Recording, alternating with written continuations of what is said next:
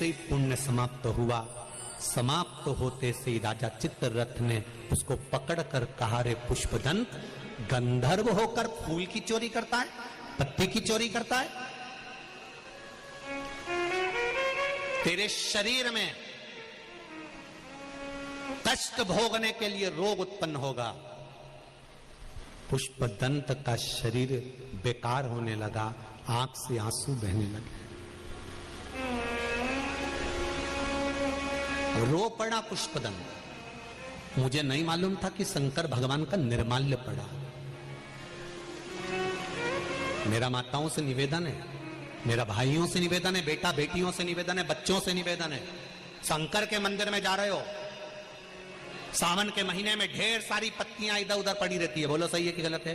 ढेर सारे फूल यहां वहां पड़े रहते हैं, आप ध्यान नहीं देती हो, आप तो लांग कर चली जाती हो। आपने तो देखा, अरे गिर गया होगा, कचरे में हो रहा है, मिट्टी में हो रहा है, कीचड़ में हो रहा है, कौन उठाएगा? आप एक बार जो पड़ा हुआ निर्माल्य है, जो पड़ी हुई फूल पत्ती है, मेरा माताओं से निवेदन है, मंदिर में कहीं पर भी पड़ा हुआ कोई सामान दिखता है, आप उसको उठाकर एक और रख दो, लांगना मती। अगर आपने उठाकर एक और रख दिया तो ये विश्वास मानकर चलना, पुष्पदंत की कथा कहती है, जो भगवान का चढ़ा हुआ निर्माल्य, रास्ते में पड़ा हुआ फूल पत्ती भी उठाकर अगर एक साइड रख देता है, शिव जी का चढ़ा हुआ निर्माल्य एक कोने में ले जाकर रख देता है, शंकर भगवान उसकी सारी बीमारी और दुख को उठाकर एक कोने में पटक देता है। वो शिव है। उस निर्माल्य को लांगा नहीं जाता।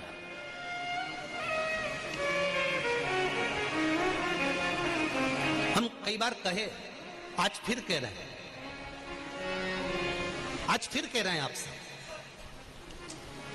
शंकर भगवान को जल चढ़ाने के बाद थोड़ा सा जो जल तुम लेकर आती हो, उस जल को घर पर जब छींटते हैं ना, तो उससे ना जाने कितने दुख, कष्ट, रोग, बीमारी, तकलीफें, या किसी ने अपने ऊपर कुछ कर भी दिया हो, तो वह शंकर भगवान पर चढ़ा हुआ जल का मात्र छींटा दे देने से हमारे घर से दुख और तकलीफें बाहर निकल जाती है। शिव के जल में वो फल है।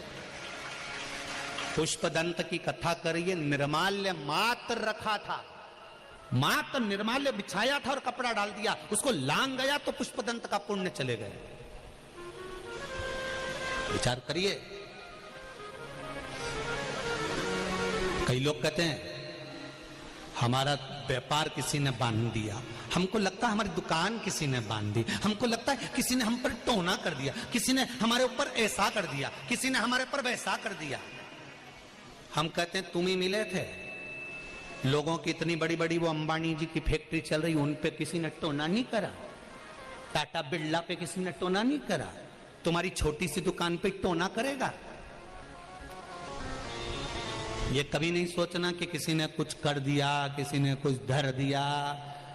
ये तो मेरे बाबा की मर्जी है, उसका भजन करो, वो अपने आप सब समाप्त कर देगा और भगवान की भक्ति में लगे रहो, उससे बढ़कर कोई सुख नहीं मिल सकता। ये टोना और टोनी के चक्कर में रहोगे तो जिंदगी बर्बाद हो जाएगी। शिव का भजन करो, शमशान में रहने वाले का स्मरण करोगे तो कोई टेंशन है ही नहीं, क्या चिंता।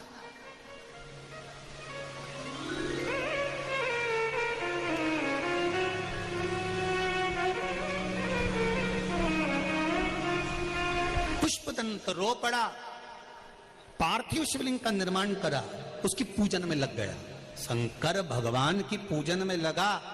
और पुष्पदंत ने एक स्तोत्र भगवान शंकर की पूजन में पढ़ दिया, जिसका नाम शिव महिमन स्तोत्र हो गया।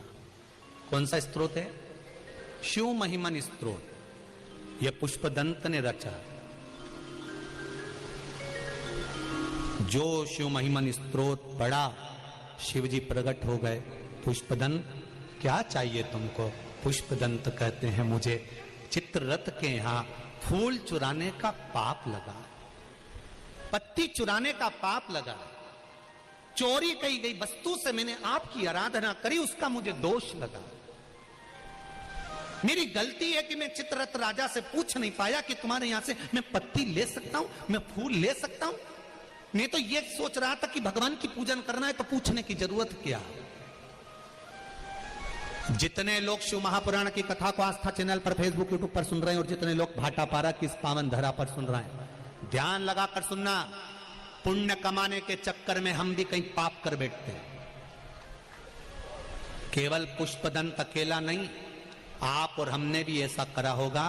भगवान की पूजन करने के चक्कर में कहीं से फूल पत्ती लेकर आ गए होंगे। सोचा होगा भगवान कुछ फूल पत्ती लेकर आ गए होंगे तो मन में आ गया होगा, मन में विचार आ गया, मन में भाव जागृत हो गया होगा कि हम तो भगवान के लिए कर रहे हैं, हम तो भगवान के लिए कर रहे हैं, हम भगवान के लिए कर रहे हैं। ये हमारे भीतर भाव जागृत हो, हमारे भीतर ये भाव जागृत होगा कि हम भगवान के लिए कर रहे हैं, हम तो पुण्य के लिए कर रहे हैं। नहीं नहीं नहीं, हमें किसी की वस्तु को नहीं लेना। शंभु शरणे मांगो घड़ी दुख काटो दया करी दर्शन आपो। ये मन का भाव जागृत हो, ये विचार हो जाए। भगवान पुष्पदंत ने जब भगवान शंकर के पार्थिव शिवलिंग का पूजन करा, स्मरण करा, शंकर भगवान का शिव महिमन स्तोत्र का पाठ करा, शंकर भगवान सामने प्रकट हो गए, शिव सामने आ।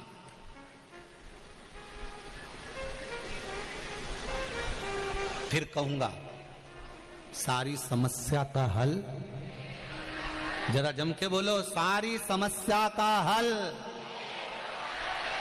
और वो एक लोटा जल का सियोर वाला महाराज क्यों बोला? क्योंकि जल तुम्हारे घर का होगा तो चोरी का इल्जाम भी नहीं लगेगा। अपना समर्पित कर, किसी दूसरे का जल नहीं है, अपना जल, अपने घर का जल। हमने कई बार कथा में कहा है कि हमें मंदिर का भी अगर जल लेना है, मंदिर का अगर लोटा उठाया है, मंदिर की बाल्टी में से पानी भरकर चढ़ा रहे हो, तो मंदिर में पहले कुछ रुपया दान पेटी में डालो, तब मंदिर का लोटा लो, मंदिर का तब पानी लो, मंदिर का तब जल लीजिए, तब मंदिर का जल।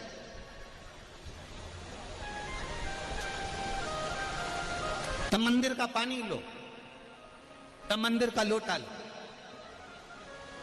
तब मंदिर का जल। आपकी चित्तवृत्ति में यह बात रहना चाहिए। सारी समस्या का हल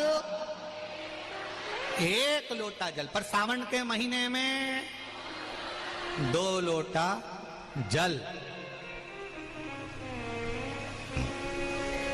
सावन का महीना चालू हुआ था जब एक बेलपत्र चढ़ाई थी, बोलो तो।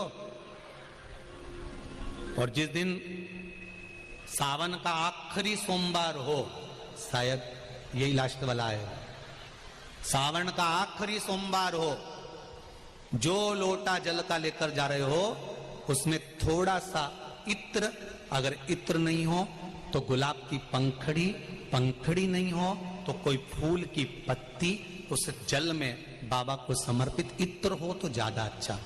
आखिरी सोमवार को या सावन महीने का आखिरी दिन आप शिव को जब 2 लोटा जल चढ़ाएं तो उसमें इत्र का भाव रखकर, कामना कर कर, त्र्यंबकेश्वर बाबा का स्मरण कर कर और महामृत्युंजय मंत्र को जपते हुए। कौन सा मंत्र? ये वेद का बड़ा सुंदर मंत्र है, इसको चिल्लाकर नहीं बोला जाता, भीतर से बोलिए। एक बार वाद्य यंत्र के साथ आप और हम भीतर से बोलें।